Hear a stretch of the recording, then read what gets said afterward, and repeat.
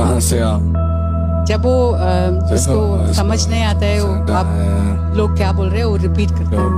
Okay, उसको autism है, इसके वजह से वो लोगों से बोलना नहीं पाता है। कार्तिक का ऑटिज्म इतना सीवियर था, उसका पूरा वर्बल कम्युनिकेशन गया उसमें, वो किसी से बात नहीं कर पाते हैं। थोड़ा थोड़ा शॉर्ट सेंटेंसेस में उसको बोलना चाहिए जो भी उसका, कार्तिक ये करो, कार्तिक इधर आओ। उसके ज़्यादा हम कुछ बोलेगा तो वो नहीं समझेगा।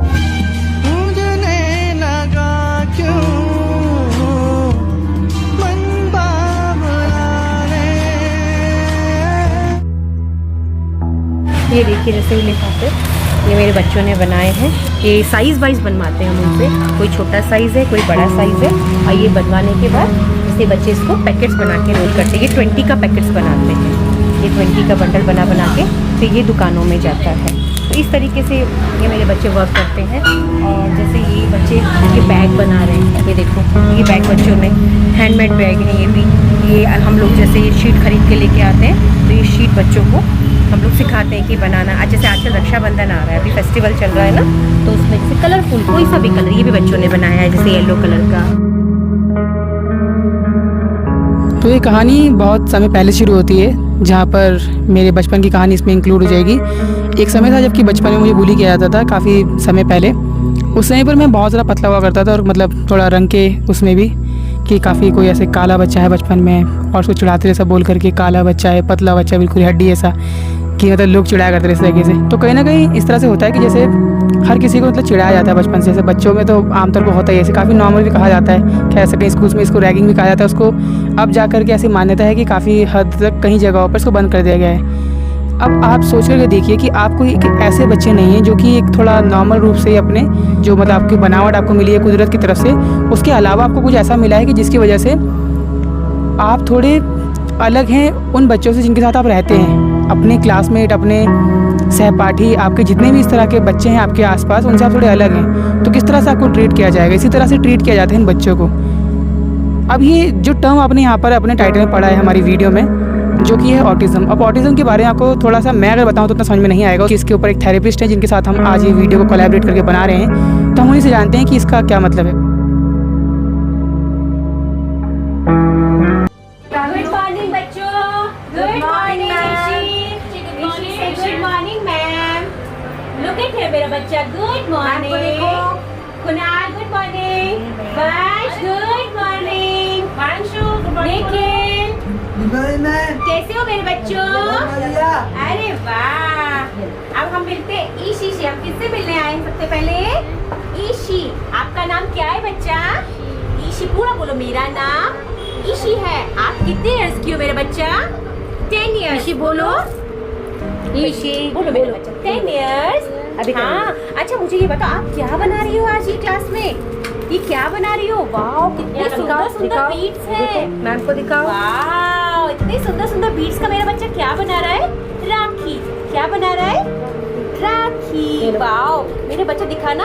अरे वाह मल्टी कलर की इतनी सुंदर राखी। वाह। ऑटिज़म जैसे कि मैं कहूँ तो ऑटिज़म कोई बीमारी नहीं है, सिर्फ एक हमारा ज्ञान है। नॉर्मल है बच्चे, बस वो अपनी एज से थोड़ा पीछे रहते हैं। कहने का मतलब ये कि जैसे नॉर्मल बच्चों को ज्ञान ज़्यादा होता है, इनको थोड़ा कम होता है। और ये ठीक भी होता है, बट क्लियर नहीं हूँ मैं कि बिल्कुल ही ठीक होता है। बट ये कि हाँ थेरेपी कंटिन्यू रहे, पेरेंट्स घर में बच्चों को प्रॉपर नॉर्मल बच्चे के जैसे ट्रीट करें तो बच्चों में बहुत चेंजेस आते हैं। और बीमारी नहीं है ये, ठीक है, ये बाय बर्थ होता है। पेरेंट्स को कुछ पेरेंट्स को तो एकदम से नॉलेज हो जाती है 6 मंथ के बाद ही। कुछ पेरेंट्स को 4 ईयर 5 ईयर्स में इसका ज्ञान होता है। जैसे कि इसके वो बताऊं मैं कि बच्चे ने आई कांटेक्ट ना करना, लिसनिंग नहीं है बच्चे में, या कुछ अकॉर्डिंग टू चिल्ड्रन की 6 मंथ का बच्चा आपने अपने सामने देखा और अपने बच्चे को देखा और उनके बिहेवियर में कुछ चेंज आपको नज़र आता है कि जैसे कि मेरा बच्चा वो वाली हरकतें नहीं कर रहा है, उनका बच्चा कर रहा है। तो इस तरीके से आप इस ऑटिज़म की खोज कर सकते हैं।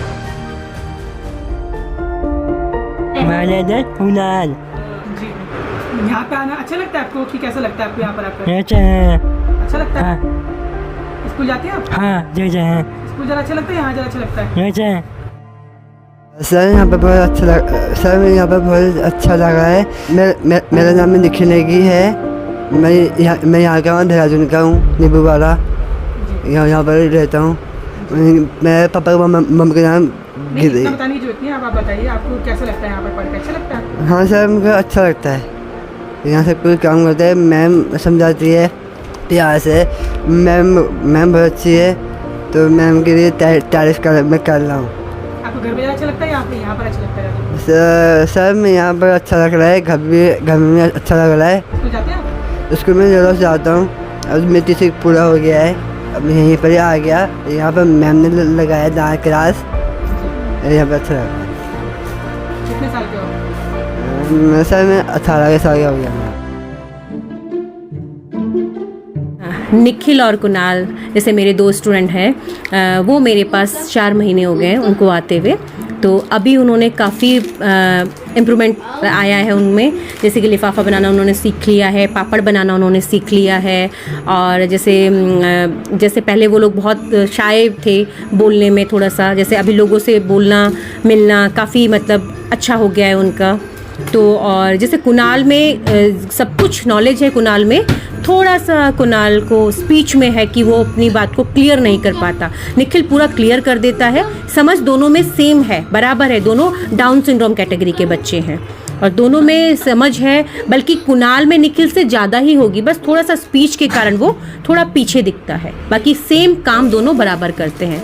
मेरे पूरे क्लीनिंग करना, पापड़ बनाना, पैकिंग करना, लिफाफे बनाना, मेरे राखी बनवाना, मतलब हर एक चीज़ में पूरी हेल्प करते हैं टीचर्स की। जिस तरह से एक बच्चे की लाइफ में एक टीचर का होना बहुत ज़्यादा महत्वपूर्ण है कि उसकी लाइफ में सबसे ज़्यादा चेंजेस वो टीचर ही लेकर के आने वाला है, उसी के थोड़ा अगर हम साइड में देखते हैं तो हमारे लिए एक ऐसे पेरेंट्स का भी होना बहुत ज़्यादा ज़रूरी है जो उसकी लाइफ में एक अच्छा चेंज लेकर के आ सके।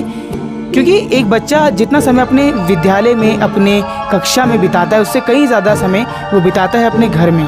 ये बात अपने ज़्यादातर टीचर्स को भी कहते हुए सुना होगा और कहीं ना कहीं टीचर्स का कहना सही भी है। मेरा नाम प्रिया थापा है। मैं कौड़ागढ़ से, देहरादून से आती हूँ और मुझे यहाँ वर्क करते हुए 5 ईयर्स हो चुके हैं। और यहाँ मैं बच्चों को काफ़ी कुछ सिखाती हूँ, जैसे लिफाफा बनाना, राखी बनाना, डांस कराना, जितनी भी अदर एक्टिविटीज़ है वो सब बच्चों को यहाँ पे सिखाई जाती है।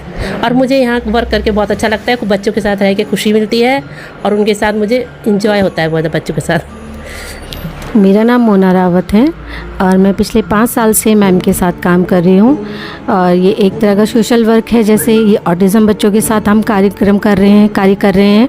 तो काफ़ी कुछ इन बच्चों को हम सिखाते हैं और ख़ुद भी हमें बहुत कुछ सीखने को मिलता है इनके साथ। तो जैसे कि फेस्टिवल के अकॉर्डिंग हम इन बच्चों को काम कराते हैं। जैसे अभी राखी आ रही है तो हम बच्चों को राखी बनाना सिखाते हैं, लिफाफे हो गए, अचार, पापड़, ये सब बच्चों को हम सिखाते हैं। तो बच्चे काफ़ी इन्जॉय करते हैं और एक तरह का हमारे लिए भी एक सोशल वर्क हो जाता है। इन बच्चों की सेवा करने का हमें एक मौका मिलता है। ये बच्चे आगे बढ़ते हैं, कुछ सीखते हैं, तो अच्छा लगता है। ये बच्चे कुछ कर पाते हैं। सब लोग ये सोचते हैं कि ये बच्चे कुछ नहीं करेंगे, लेकिन ये बच्चे भी बहुत कुछ कर सकते हैं। तो बस हमारी यही कोशिश रहती है, यही प्रयास रहता है कि हम इन बच्चों के लिए कुछ करना, इनको सिखा सकें। धन्यवाद। अब जो एक ऑटिज़म चाइल्ड रहता है उसके साथ में दिक्कत ये है कि उसको आप एक एनवायरनमेंट ऐसा नहीं दे सकते जो हर किसी के हिसाब से वो ढल सके। फॉर एग्जांपल, आप मान करके देखिए आपका एक ऐसा बच्चा है जो कि बिल्कुल नॉर्मल है, वो किसी सिंड्रोम या किसी डिसऑर्डर का शिकार नहीं है, तो उसके लिए काफ़ी चीज़ों में एडजस्ट कर पाना काफ़ी ईजी होगा। बजाय उसके जो हमारा एक ऑटिस्टिक चाइल्ड रहेगा उसको इन सब चीज़ों में एडजस्ट कर पाना सबसे ज़्यादा मुश्किल होगा, क्योंकि उसके लिए ये सब पूरी की पूरी दुनिया ही काफ़ी वियर्ड है, काफ़ी उसके हिसाब से ये अतरंगी है जो उसके समझ में नहीं आ रही है। क्योंकि अगर वो उसी को समझ पाता तो वो ठीक से रिएक्ट करता।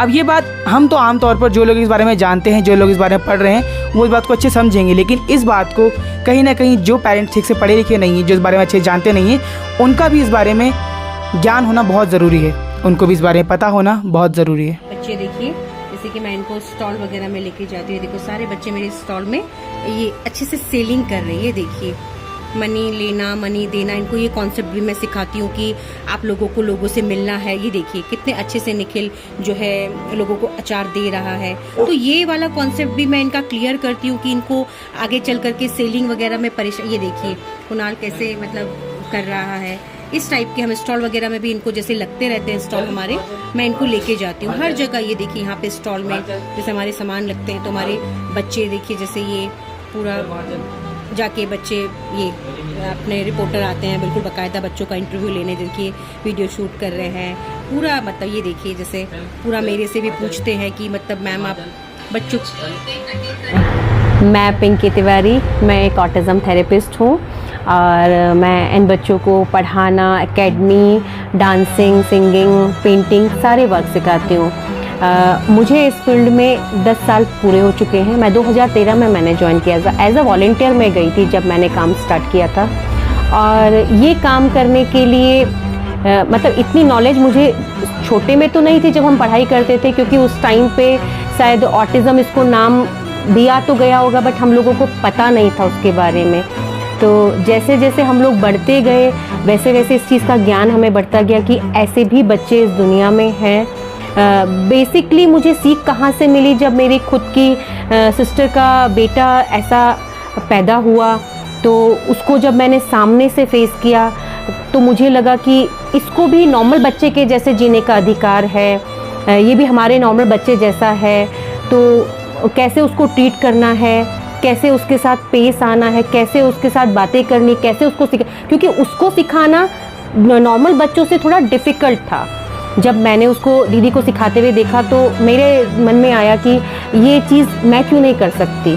मतलब एक बच्चे के लिए तो एक पेरेंट्स है और जो जॉब वाले पेरेंट्स हैं वो कैसे सिखाएंगे, क्यों ना हम उनको एक थेरेपिस्ट दें या उनको एक स्पेशल एजुकेटर दें जिससे कि वो बच्चों को भी हर घर में मतलब ऑटिज़म बच्चा ये चीज़ें सीख सके, उसको भी ज्ञान मिले हर एक चीज़ सीखने का, क्यों हर बच्चा पीछे रहे। बस ये चीज़ सोच करके मैंने कहा जब मेरी दीदी बिना ऑटिज़म थेरेपिस्ट के उस बच्चे को ट्रेन कर सकती है तो मैं क्यों नहीं कर सकती। मेरे को पता चला कि होप्स में स्कूल है, वहाँ पे ऐसे बच्चे हैं। मैंने मैम को कहा मैम मैं इन बच्चों के साथ काम करना चाहूँ। उन्होंने कहा आपको एक्सपीरियंस, मैंने कहा मैम मुझे एक्सपीरियंस नहीं है लेकिन हाँ मैंने सामने देखा है, अपनी दीदी के बेटे को देखा है तो जिससे कि मुझे उसको काम करना है उन बच्चों के साथ। तो मैंने 2013 में ज्वाइन किया। 2013 में मैंने हर किस्म के बच्चे, जब मैं फ़र्स्ट टाइम गई तो थोड़ा सा मुझे लगा कि कैसे मैं इन बच्चों को सिखाऊंगी या कैसे मैं करूंगी, लेकिन जब मैं उनके साथ 2-3 दिन बैठी, उनके साथ नॉर्मली मैंने बात करी तो मुझे लगा कि नहीं, इनको सिखाना तो बहुत इजी है, क्योंकि सिर्फ इनके साथ आप प्ले थेरेपी, प्यार की थेरेपी, एंजॉय, सिर्फ यही मांगते हैं ये बच्चे और कुछ भी नहीं मांगते। श्री मंत्रा ऑटिज़म क्लासेस, इनसे जब मैं मिला तो मुझे बहुत ज़्यादा अच्छा लगा कि बच्चों को कितने अच्छे तरीके से यहाँ पर ट्रीट किया जाता है। अब ये हमारे देहरादून में मैंने पहली बार ऐसा कुछ देखा जो कि ऑटिज़म चाइल्ड के ऊपर हो। सबसे पहले मैं आपको बताता हूँ कि जो मैंने देखा अपनी लाइफ में कि मैंने SRK की मूवी है, मेरी काफ़ी फेवरेट एक्टर हैं SRK, मतलब मेरे क्या लगभग पूरी दुनिया के फेवरेट हैं, लेकिन उनकी एक मूवी है माय नेम इज़ खान के नाम से, जिसमें मैंने देखा कि कैसे उनकी मदर उनको ट्रीट करती है एक ऑटिज़म चाइल्ड होने के साथ साथ। वो उसको बहुत अच्छे से बताती हैं कि बेटा क्या चीज़ें गलत हैं, क्या चीज़ें अच्छी हैं और किन चीज़ों से आपको दूर रहना चाहिए, किन चीज़ों को आपको सपोर्ट करना चाहिए, किन चीज़ों को आपको करना चाहिए और किन को नहीं करना चाहिए। ये हर तरह की चीज़ों को मैंने उस मूवी में देखा कि कैसे एक मदर अपने चाइल्ड को सिखा रही है। तो मुझे ये कहीं ना कहीं ये बात थी, और आपने शायद तारे ज़मीन पर भी मूवी देखी होगी, कई एग्जाम्पल हैं वैसे तो इस मूवीज़, मतलब इस टॉपिक के ऊपर ऑलरेडी काफ़ी मूवीज़ बनी हुई हैं। काफ़ी मूवीज़ काफ़ी अच्छी तरह से काम भी करती हैं और काफ़ी मूवीज़ काफ़ी अच्छे तरीके से काम नहीं भी करती हैं। तो जिन्होंने भी अच्छा काम किया है उनके हिसाब से एक ऑटिज़म चाइल्ड को या ऑटिस्टिक चाइल्ड को बहुत अच्छे से और बहुत ज़्यादा स्पेशली ट्रीट किया जाना चाहिए, क्योंकि कहीं ना कहीं हम उनको स्पेशल चाइल्ड भी कहते हैं। अब वो बाकी बच्चों से कहीं आपको एक डिसऑर्डर रहता है, एक सिंड्रोम रहता है, इन दोनों में ही कहीं ना कहीं ऐसा होता है कि कुछ बच्चों को ऐसे डिसऑर्डर होते हैं, ऐसे सिंड्रोम होते हैं कि उनमें बच्चे अपने आप को एडजस्ट कर पाते हैं। कुछ ना कुछ बच्चे बिल्कुल ही नॉर्मल रहते हैं तो उनके साथ आप अच्छे से ईजिली ट्रीट कर पाएंगे। लेकिन बच्चे ऐसे होते हैं कि जो थोड़े हाइपर एक्टिव होंगे या हाइपर होंगे काफ़ी ज़्यादा, आपको कुछ भी मतलब उनमें चेंजेस देखने को मिल सकते हैं। तो उनके हिसाब से अलग अलग स्पेशल ट्रीटमेंट रहती है। आपको क्या करना है कि आपको उन्हीं ट्रीटमेंट को सीख करके बच्चों के साथ में अप्लाई करना है। अब कहीं ना कहीं जैसे एक ऑटिस्टिक चाइल्ड रहता है, उसको बाय बर्थ मिलता है, तो इसमें गलती किसी की भी हो सकती है, गलती पेरेंट्स की भी हो सकती है या गलती कुदरत की भी हो सकती है। अब गलती किसी की भी हो, हमको अपने आप को एडजस्ट करना पड़ेगा, क्योंकि हम शायद यहाँ पर उसी एक ज़िम्मेदारी को उठाने के लिए आए हैं। या हमको जो बच्चा मिला है, जो यहाँ बस हमारा एक ऑटिस्टिक चाइल्ड रहता है, उसके हमें स्पेशली ट्रीट इसलिए ही करना चाहिए क्योंकि हम में वो समझ है, उनमें वो समझ नहीं है।